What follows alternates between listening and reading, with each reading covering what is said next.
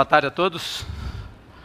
É um prazer estarmos aqui, né, nesse painel com o Eduardo e o Javier para falar um pouco de energia renovável. E os painéis foram invertidos, né, por problema de voo de uma colega, e acho que deu a conexão melhor para o nosso painel, né, que foi falar do quão difícil é essa jornada até 2050, 2060, que seja, né? Então, acho que o exemplo aí de que é uma jornada, a palavra colaboração foi mais uma vez utilizada, ontem foi e hoje mais uma vez, então veio que o desafio é muito grande. Eu vou fazer uma introdução rápida aqui. A transição para uma economia de baixo carbono requer esforços de países, governos, empresas e sociedade. É nesse sentido que o mundo corporativo também tem desenvolvido suas estratégias de neutralidade climática, visando reduzir significativamente as suas emissões de gases de efeito estufa.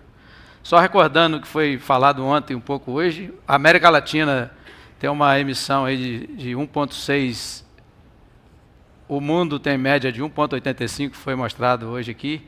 Então a América Latina está aí cerca de 18%, 20% abaixo da média mundial e quase 30% abaixo da China. E ainda assim temos um desafio gigante pela frente. A indústria exerce um papel fundamental nesta jornada. As ações de hoje até 2030 irão ditar o ritmo da transformação necessária das próximas décadas. Sabemos que será necessária a implantação e desenvolvimento em escala de tecnologias que contribuirão para uma economia de baixo carbono, onde as energias renováveis têm um papel fundamental. Também já foi dito aqui no painel anterior. Grande parte dos esforços voltados para a descarbonização caberá a implantação mais rápida de novas fontes de energia eólica e solar, eletrificação de veículos, circularidade de materiais como aço, alumínio e plásticos, além do crescimento da bioenergia para consumo no setor de transporte.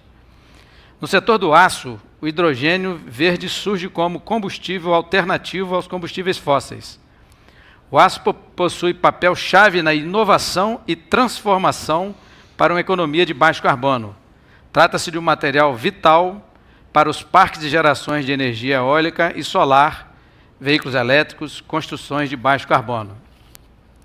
De acordo com o último relatório de energia da Bloomberg, estima-se que será necessário crescer anualmente até 2030 cerca de 500 gigawatts de energia eólica e cerca de 450 gigawatts de energia solar, para atingir o cenário verde ideal da descarbonização.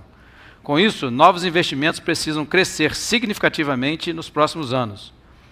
A América Latina e seus ativos naturais têm tudo para ser a maior potência energética do futuro, diante de uma oportunidade global, onde a demanda por energia renovável passa a ser uma necessidade para a sobrevivência de todos.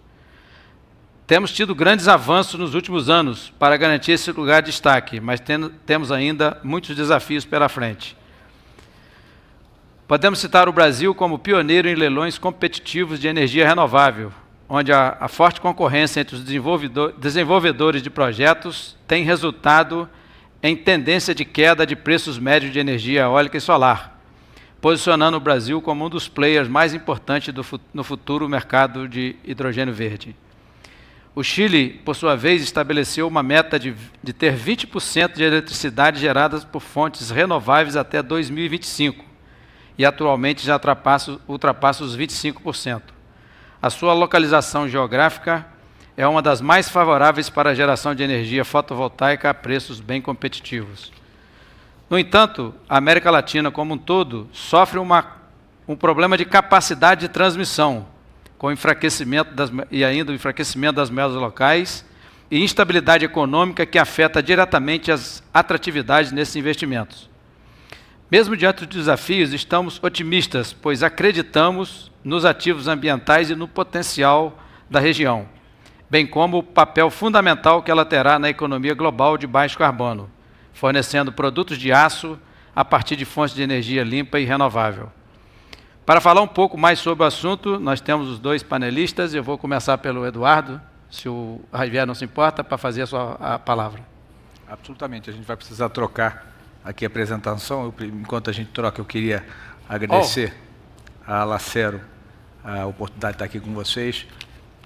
Isso me remonta aí à minha infância. Meu pai trabalhou a vida toda na siderurgia, eu fui para o ramo de energia, mas vejo aqui alguns nomes que fizeram parte da minha vida, da minha juventude, inclusive a Vesúvios, onde o meu pai se aposentou, né? Está patrocinando aqui o evento.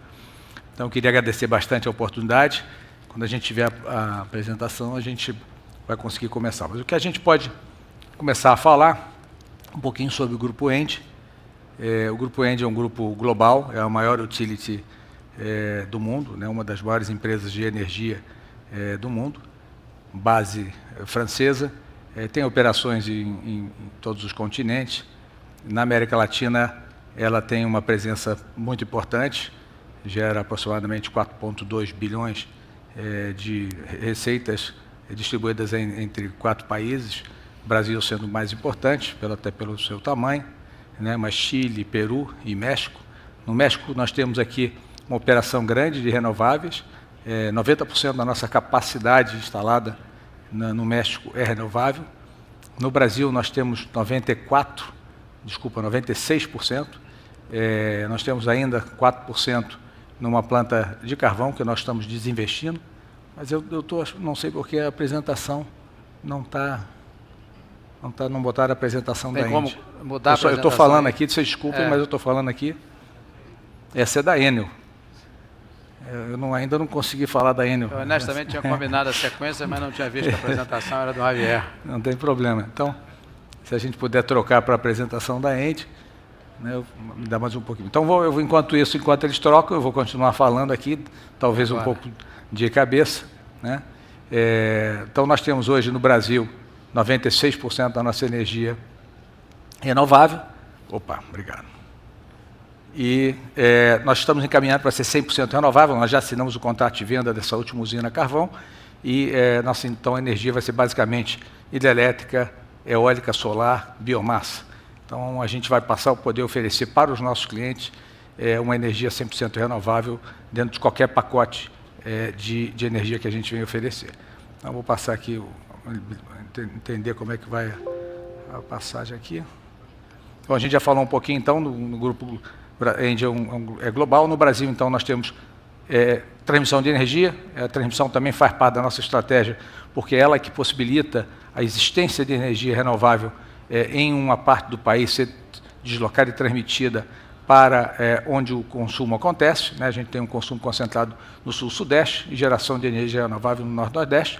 Isso depois a gente vai falar, é um dos grandes desafios que a gente tem no Brasil, mas também no Chile, que são as questões de planejamento do setor, né? Nós temos atividade de trading e na parte de gás natural a gente tem o gasoduto Nordeste e o gasoduto da Amazônia.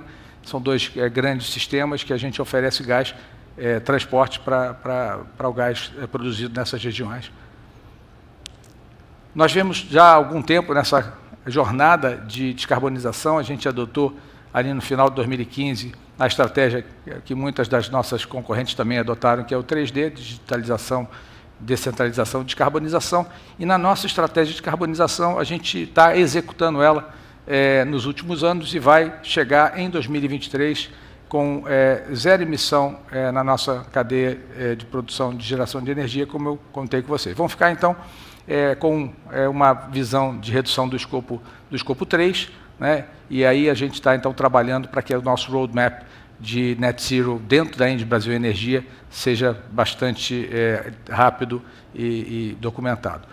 A metodologia, como a gente já andou discutindo até previamente, ela não é uma metodologia madura, né, constantemente mudando, e a gente tem se adaptado a isso para que a gente possa fazer um roadmap adequado. Está dentro do nosso propósito acelerar essa transição energética, e por quê? Né? Por que a gente tem dentro da nossa missão, né, isso hoje a gente se considera, tem um jargão dentro do grupo que a gente é o transition makers, né? A gente é o responsável pela transição energética dos nossos clientes. E por quê? Porque isso é tão importante para a gente como valor e como inspiração, né? Então a gente vai para a realidade do que a gente tem visto, né? A ciência hoje já, de certa forma, já caracterizou que se a gente não mudar o nosso comportamento, se a gente não diminuir emissões, né, a gente vai para um colapso global, né? Essa mudança climática afeta basicamente países na camada mais pobre do globo, a parte tropical, com dano à produção, dano às lavouras e com frustração de renda. Então, isso é um problema, não é só um problema climático, é um problema social, econômico, que a gente precisa endereçar, né? E ele, então, o clima traz riscos, né, riscos que a gente entende que podem colocar para as empresas algumas ameaças. O ESG está cada vez mais importante e, por isso, também para a atividade e a sustentabilidade das empresas responsáveis, a mudança climática passa a ser um assunto de muita relevância. Por isso, hoje a gente identifica que, na pauta dos executivos globais, né, 79% dos executivos têm como assunto importante da sua pauta. Então, isso é um assunto crescente, né, na pauta dos boards, na pauta dos executivos das empresas sustentáveis.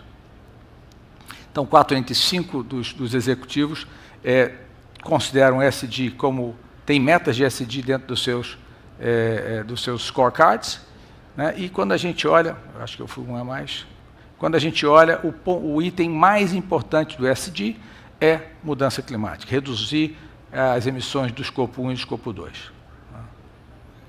Quando a gente olha a matriz energética, e quando a gente está falando de energética, não é elétrica, às vezes pode dar uma certa confusão, a gente está falando no contexto de energia, né? Então, energia é energia elétrica, mas energia também é combustível, né? Então, a gente vê que nós, na América Latina, estamos super bem posicionados quando a gente compara Estados Unidos e Europa, né? A gente está falando em 35,8% de renováveis na nossa matriz energética, contra 10% e 20% nos Estados Unidos e Europa, e Brasil especificamente, que é o país onde eu venho, obviamente os dados são mais apurados, nós temos quase 50% da matriz. Quando a gente fala de matriz elétrica, aí o quadro efetivamente fica muito distante, né? A gente tem aproximadamente 83% da matriz no Brasil, ela é renovável, né, contra 17% não renovável, e no resto do mundo você tem 73% de base fóssil, né, contra 27% de base renovável. Então, é uma diferença muito grande que, com certeza, vai dar para toda a indústria brasileira e latino-americana uma vantagem competitiva na hora que ela se apresentar por unidade de carbono no produto que ela oferece, né? E o que está acontecendo? Por que a gente está conseguindo chegar nesse nível de adoção e nesse nível de penetração das renováveis? Primeiro, né, porque você está tendo uma redução de custo marginal de expansão bastante significativo, em que pese a gente está chegando num certo nível de maturidade. A gente vê que o Leverage Cost of Energy, né, o LCOE, dos países, ele tem se comportado no sentido de chegar a um nível de assintótico, até porque, por exemplo, quando a gente pega uma usina eólica onshore, a gente passa a ter limitações no tamanho da máquina, que aí vão limitar também a sua eficiência, em função de logística, em função de capacidade de equipamento. Então, você tem também alguns elementos limitadores. Então, quando a gente não tiver ainda uma maneira, né, de aumentar as estradas para poder passar os aerogeradores pelo sertão baiano, a gente não vai conseguir atingir níveis maiores de eficiência. Vem aí a offshore, né? A offshore é um outro desafio. Offshore tem um custo ainda muito elevado, você precisa de toda uma estrutura de portos e navios de apoio, né? E uma manutenção muito mais cara. Imagina ter que tirar uma turbina para fazer a manutenção, você estando a 20 quilômetros ou 5 ou 10 quilômetros da costa, né, com o mar balançando. Então, tem aí suas dificuldades também de você progredir. No offshore você tem menos limitações de tamanho de máquina, né? Hoje as máquinas estão chegando a 15, 20 mega, essa é a previsão para os próximos parques, mas tem outras dificuldades que elevam o custo da operação. Então, quando a gente faz o check da transição energética, o que a gente tem? A gente tem o clima, né? A gente tem os riscos de investimento, as externalidades negativas do aumento das emissões. Nós temos a demanda, né? Os clientes preocupados, um aquecimento da conscientização da população geral com relação à necessidade de endereçar o problema climático, os investidores com a preocupação do risco, né? E a sociedade de uma maneira geral, né? E isso, obviamente, traz a toda a indústria, e especificamente a indústria da energia, a necessidade de se reposicionar, né, colocar a descarbonização dentro da sua estratégia, dentro do core da sua estratégia, né, diversificar e se adaptar a essa nova realidade e descarbonizar a sua cadeia de suprimento, né, que seria, no nosso caso específico da Engie Brasil Energia, né, o próximo passo, já que a gente já está dentro da diversificação, reduzindo a nossa pegada de carbono no escopo 1. Né. Então, o que a gente vê, não tem como voltar. É uma jornada que começou, para nós começou ali em 2015, né, e a gente está correndo para que a gente possa alcançar nossos objetivos. Enquanto a gente corre, as regras do jogo mudam, né, a gente tem novas metodologias de cálculo de emissões, de neutralização, tem, como nosso companheiro falou, o Vijay falou há pouco tempo, tem muito greenwashing, né, então a gente tem que entender a regra para também evitar que quando a gente fala alguma coisa, essa regra já não mudou e não pode parecer um greenwashing. Então a gente está ainda num ambiente onde as peças estão se movimentando, as regras do jogo estão mudando. Para a indústria de aço, né, a gente vai agregar pouca coisa aqui, mas o que a gente vê de grandes desafios é a necessidade, como o Jorge falou, de um capex muito grande para você fazer as modificações, né, onde você vai conseguir efetivamente reduzir a sua pegada. Então, a transformação de um alto forno, a transformação da capacidade de produção de aço, eventualmente na utilização, substituição do carbono para gás, ou na substituição do gás para hidrogênio, né, ou até a intensificação do uso da energia elétrica verde, né, isso demanda muito CAPEX. E essa demanda de CAPEX gera, então, uma certa barreira que, de alguma forma, tem que ser endereçada, ou através dos incentivos de investimento feitos pelos governos. Conversamos há pouco sobre o incentivo que o Canadá está dando, né, para que a indústria possa fazer o funding e se motivar a fazer essa mudança, né. Vamos ter, né, acho que talvez uma primeira fase, antes de entrar em outras soluções, como hidrogênio e fornos elétricos, uma fase de substituição do carvão pelo gás. Isso para a gente uma visão. Nós estamos posicionados no gás, estamos posicionados também para ajudar a indústria nesse sentido, né, e, obviamente, vai continuar a coexistir ainda a produção de aço com emissões, né. Agora, quando a gente olha para oportunidades que nós temos na América Latina, a gente sabe que nós temos recursos naturais extremamente abundantes, isso não é segredo para ninguém, já foi falado aqui pelos nossos colegas. Nós temos hoje preços conjunturais baixos na América Latina comparado com o restante do mundo, né? A gente está sofrendo muito menos a crise de combustível global, e por isso também a gente tem uma grande oportunidade de capturar, trazer industrialização mais para a América Latina e também criar a possibilidade onde a gente pode iniciar uma indústria, eventualmente, de hidrogênio. Então, a gente vê com isso como uma grande oportunidade de estabelecer uma jornada e iniciar essa jornada antes dos demais players globais, né?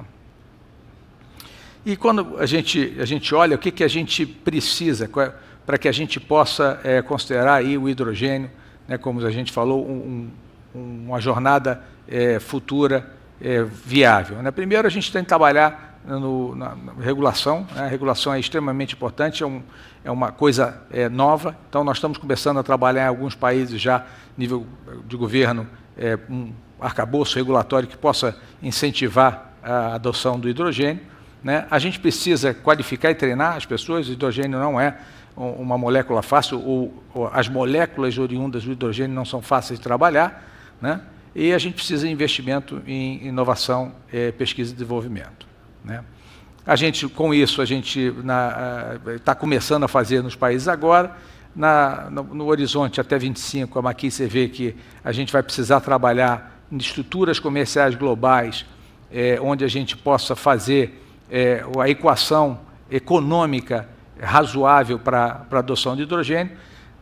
Eu, particularmente, tenho uma visão de que isso é uma jornada que será feita não só pelos geradores de energia, mas isso vai precisar muito do trabalho conjunto da indústria com os geradores de energia elétrica, para que a gente possa encontrar as melhores soluções, né? E aí o período de deployment de hidrogênio aí vai variar entre 2025 e 2040, para que a gente tenha também a maturidade e alcance algum nível de escala que seja, e aí sim, efetivamente econômico, viável a geração de hidrogênio, né? Bom, como a gente pode notar, né, assim, essa jornada não acontece da noite para o dia, a gente tem que ter uma visão de longo prazo, a gente precisa que algumas das tecnologias amadureçam, algumas já estão amadurecendo, como a eólica e solar, a gente entende que falta muito para amadurecer tecnologia de hidrogênio, né, e assim, o marketing também, a gente precisa criar condições para que o mercado ele também atinja um nível de evolução que permita o deployment dessas novas tecnologias. Ou seja, a gente entende que isso é uma jornada e nós estamos juntos com os nossos clientes nessa jornada. Então, o nosso próximo passo, o que a gente vê, é trabalhar e aumentar, aprofundar o nosso conhecimento dos processos dos clientes, né? Antes a gente era um vendedor de commodities, de elétrons, né? Hoje, como uma empresa de energia e gás, a gente precisa estar muito mais próximo para entender as necessidades de cada uma da indústria, não estamos falando só da indústria do aço, para que a gente possa fazer a melhor oferta e transitar com vocês, trabalhar com vocês, para que a gente faça uma transição mais rápida e mais eficiente. Então, tem muita oportunidade para a gente trabalhar junto e fica aqui o nosso convite. Muito obrigado. Javier, por favor.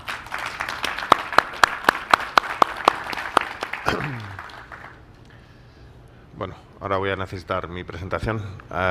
Buenas tardes, un placer estar aquí. Agradezco al Acero la oportunidad de hablar. Yo voy a ir en español. Yo represento al grupo Enel. No voy a gastar tiempo presentando porque nos queda poco, pero bueno, somos también una utility integrada, global, en toda la cadena de valor. Tenemos distribución, generación renovable, generación térmica, de la que estamos saliendo con nuestro plan agresivo de phase-out de las centrales de carbón. Y trabajamos también en la comercialización de energía, estamos presentes en la región con redes, con renovables, con trading y con comercialización. Somos una empresa que apostó desde hace mucho tiempo muy fuerte por las renovables, hasta tal punto que bueno, ahora estamos manejando 54 gigas de capacidad y llevamos ya unos años batiendo récords de instalación anual de nueva capacidad, batiendo récords sin compararnos con algunas empresas chinas que, como sabéis, son capaces de instalar un número de megavatios realmente increíble. Pero bueno, este año probablemente llegaremos a los 5 gigavatios instalados en un año. Y nuestra apuesta por la decarbonización es inequívoca y muy fuerte. Recientemente se ha publicado un estudio que éramos la empresa que más carbón ha reducido en los últimos años. Y bueno, ahora nos enfrentamos a todos los desafíos que habéis escuchado ayer y hoy. Y aprovechando un poco el contexto que el colega de Engie ha dejado, yo quería un poco centrarme y haceros ver un poco estas tecnologías renovables. Claramente son bastante resilientes en cuanto al crecimiento, a pesar de la pandemia, a pesar de las disrupciones en las cadenas de suministro, a pesar de todos los problemas. Como veis, en el 20 y en el 21 se ha seguido a un ritmo de instalación muy fuerte. Hemos salido de quizá un periodo donde era muy estable el crecimiento anual. Y este forecast de la Agencia Internacional de la Energía, publicado en mayo, seguramente se quede corto y en 2022 veamos algo entre 350 gigas y 400 de nueva instalación. Como veis, la eólica está, digamos, perdiendo un poco de terreno respecto a la solar, que se convierte en la tecnología realmente dominante ahora mismo. Pero cuando lo vemos en inversiones en vez de en megavatios, vemos que obviamente ha habido un incremento de la inversión global en energía, pero es cierto que ese 8%, la mitad de ese 8% se explica por el incremento de los costes de financiación también. Sabéis que las tasas de interés están impactando mucho. Sin embargo, cuando vamos específicamente a ver la inversión en energías limpias, en tecnologías limpias, incluyendo todo, la generación renovable, la eficiencia, vehículo eléctrico, vemos que realmente ese crecimiento plano anual ha cambiado tendencia y en estos 2 últimos años vemos un fuerte crecimiento de la inversión en estas tecnologías limpias. Obviamente no es suficiente.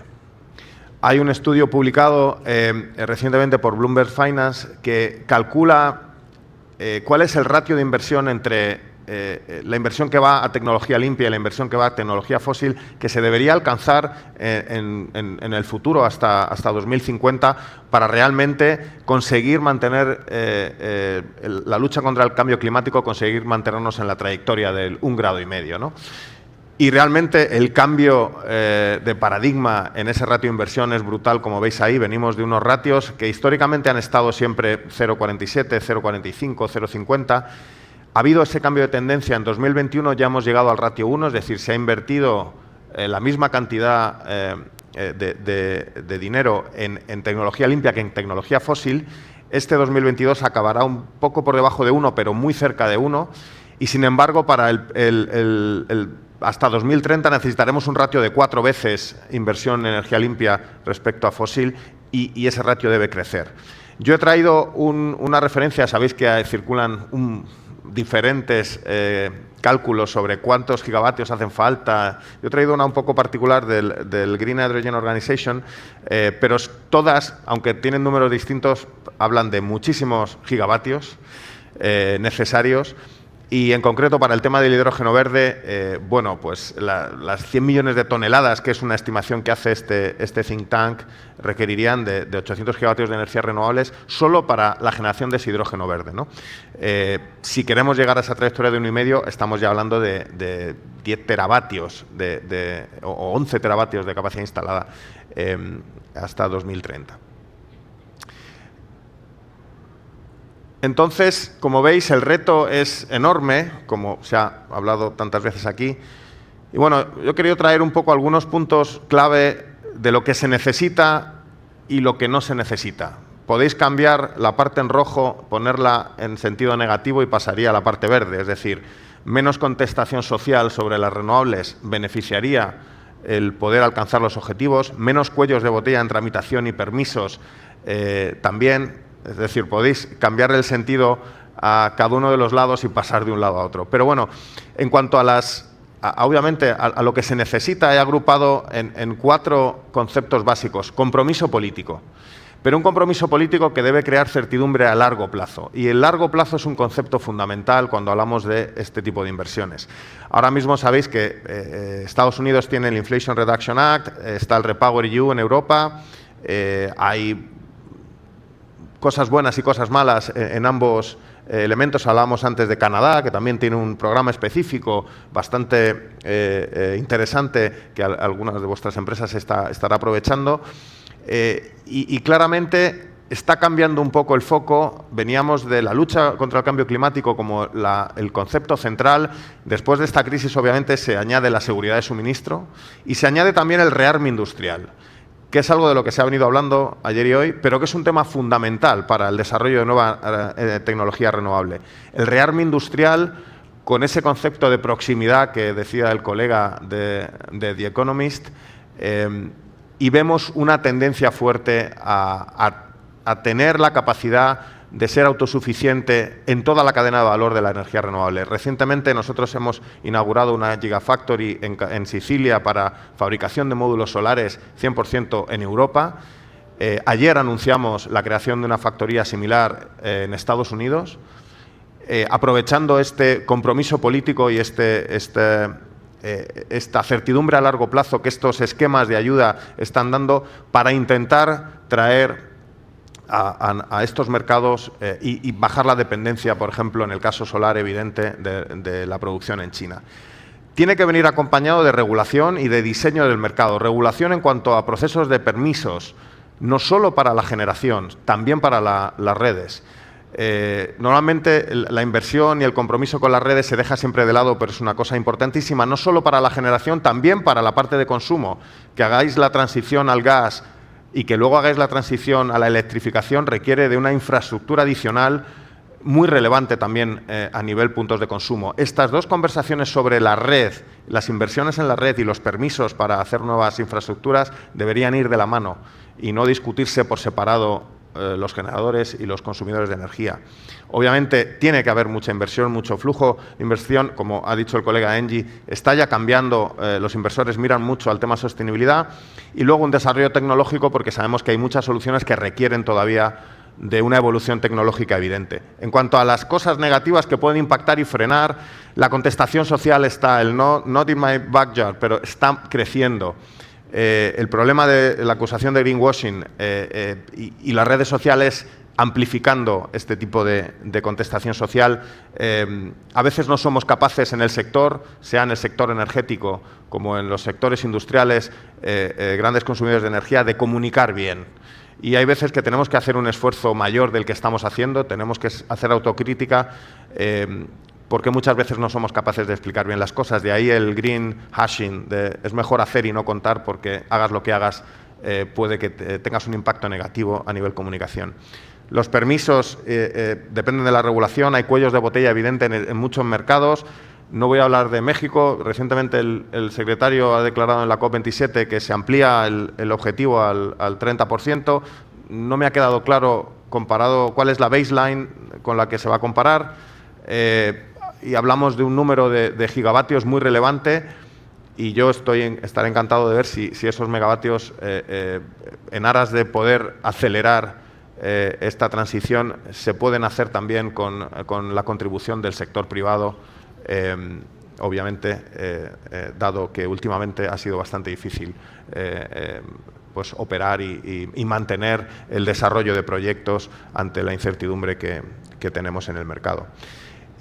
Como he comentado antes, la red es fundamental, y luego hay temas colaterales. He traído de los materiales críticos, que impacta mucho y que realmente genera un nuevo elemento de geopolítica que ya se ha discutido en otras ponencias, pero bueno, he traído esta publicación de The New York Times, que habla de un informe de la Agencia Internacional de la Energía, donde podéis ver la necesidad de estos materiales para toda la transición energética cuantificada. Y si veis un poco dónde se producen estos metales y luego dónde se procesan, el rearme industrial del que hablaba antes tiene mucho que ver también con la parte de abajo. El proceso de estos metales mayoritariamente se hace en China, y esta tendencia de rearme industrial tiene también mucho que ver con ello. La minería, sabéis, de estos metales ha partido con fuerza, hay nuevos proyectos, ellos necesitan también nueva energía renovable,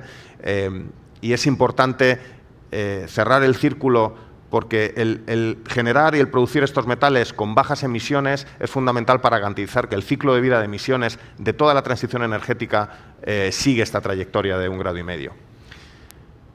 Tecnología renovable, obviamente, sí, el precio bajaba, ¿no?, todos estos años. Desafortunadamente no es así.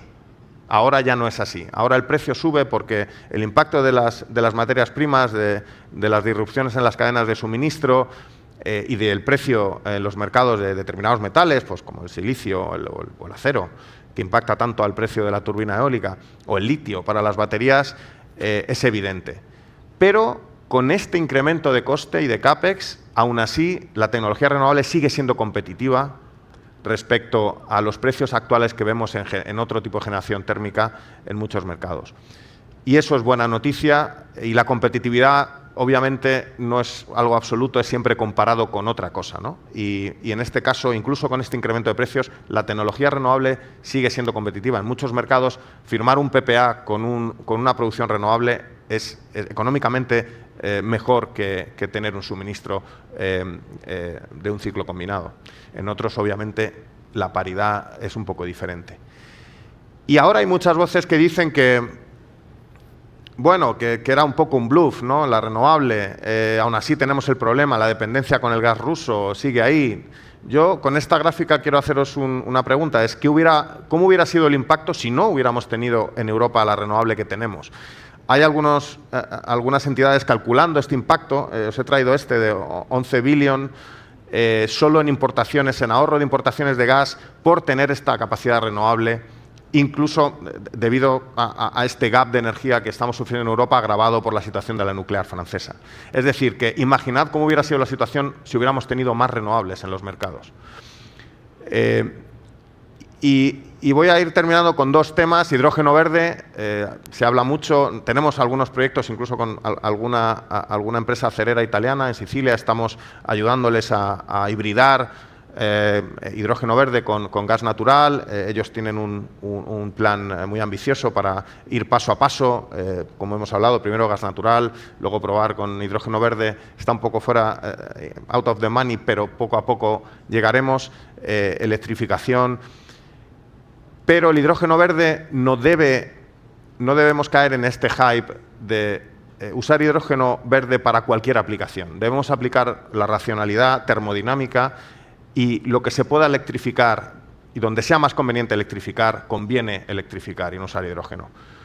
Esta es la famosa escalera del hidrógeno verde publicada por el fundador de Bloomberg Finance, Michael Liebrecht, y como ya se ha hablado, vuestro sector es un sector donde tiene mucho sentido usar hidrógeno verde, porque no hay una alternativa ahora mismo mejor. Otros sectores y otros usos de hidrógeno están más cuestionados precisamente porque la alternativa de la electrificación es mejor. Y termino con el segundo punto, que es el greenwashing. Hay una tendencia reciente y un rumor creciente y un montón de papers que se publican hablando de cómo las empresas están declarando la consecución de los objetivos ambientales. Se están viendo tendencias extrañas en cómo las empresas declaran la reducción de emisiones en Science Based Target. Muchas probablemente no quieren enviar información o están haciendo pero no contando. Y la realidad es que no todos los instrumentos de mercado a disposición tienen la misma credibilidad. En esta situación actual, donde todavía hay algunas tecnologías no maduras, las emisiones Scope 2 se pueden reducir. Hay instrumentos de mercado, PPAs, puedes comprar renovables, puedes tener suministro de energía limpia. Scope 1 y Scope 3 un poco más difícil, pero incluso las Scope 2 están empezando a estar en cuestión. La metodología de Science Based Target. Hay mucho ruido mediático sobre el carbon offset, esa parte de reducción de decarbonización que se hace compensando lo que no puedes reducir. La calidad y la credibilidad es un tema fundamental. Eso que veis arriba a la izquierda es un paper publicado por Bloomberg Finance recientemente cuestionando, con nombre y apellidos, algunas de las acciones y de los reporting de varias empresas. Arriba a la derecha os recomiendo, es muy divertido, es 25 minutos de documental en un talk show americano hablando de maneras bastante, digamos, curiosas de justificar reducción de emisiones usando carbon offset que son realmente, que no son creíbles, también con nombre y apellidos de empresas. Y lo de abajo me parece lo más interesante, es un paper de dos universidades, una canadiense y otra inglesa, que han analizado todos los datos Science Based Target desde 2015. Y básicamente la conclusión a la que llegan es las emisiones Scope 2, la justificación de reducción. Muchas empresas están usando certificados, REX, garantías de origen europeas, o AIREX aquí, de instalaciones renovables muy viejas, Grande Hidro, muy antigua. Lo que ellos dicen es, si quitáramos esos y solo contáramos con las garantías de origen o los REX adicionales de nuevas instalaciones renovables, probablemente esas empresas no estarían siguiendo la trayectoria de 1,5 grados. Este paper ha creado bastante convulsión y ha generado bastante ruido mediático hasta tal punto que ahora hay algunos grupos de trabajo pensando en reabrir la discusión sobre el Greenhouse Protocol y el Carbon Accounting que se hace incluso para el Scope 2. Con esto el mensaje que quiero daros es no hay que esperar seguramente a que el Industry Standard se alce un poco el requerimiento y tengamos más dificultades. Ayer el colega de General Motors lo decía claramente, no hay marcha atrás. Os pediremos, ¿no? Os pedirán objetivos y os pedirán decarbonización para formar parte de los procesos de venta de vuestro producto a General Motors. Y os lo pedirán basado en el estándar de credibilidad del claim de reducción de emisiones que haya en ese momento. Y el estándar puede que se haga un poco más challenging, precisamente por esta contestación social. Moverse primero es fundamental y mi último mensaje es la peor estrategia es el wait and see en este momento. Hay muchas empresas empezando a pensar en dedicar equity para invertir en proyectos renovables porque hay dificultad para encontrar proyectos, lo sabéis, no hay suministro y lo importante es apostar y moverse en la dirección de la decarbonización porque tendrá mucho sentido económico, aunque en estos momentos de incertidumbre haya que tomar algunos riesgos. Y aquí acabo. Muchas gracias. Obrigado, Javier. Você fechou com o assunto do greenwashing. Acho que está claro aí que nós temos um problema de metodologia e muita barreira a avançar.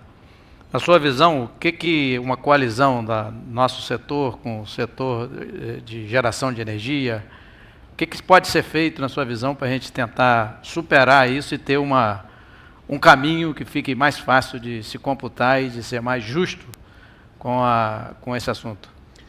Yo creo que la clave es la colaboración, se hablaba antes, colaboración. Quizá en nuestro sector, utilities y en los sectores industriales, estamos dejando que parte de esta conversación se haga en think tanks, organizaciones, NGOs, universidades, y ellos tienen interacciones con la autoridad, con los reguladores, con los políticos, y estamos participando poco como industria en esas discusiones.